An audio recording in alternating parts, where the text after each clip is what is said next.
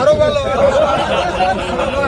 রামগতিতে আমরা যে জিতবে তাকে মালা দিয়ে গ্রহণ করবো ইনশাআল্লাহ।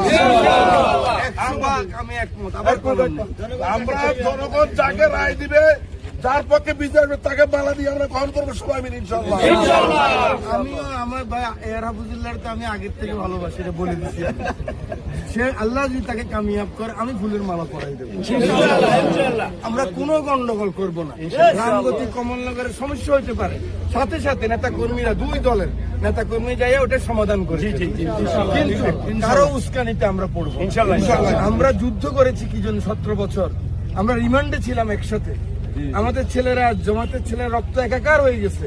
আমরা কি জন্য? একটা ভালো ভোটের জন্য, অবশ্যই একটা ইনসাফের জন্য। ওইভাবে আমরা কাজ করি ইনশাআল্লাহ। আল্লাহ হাফেজ।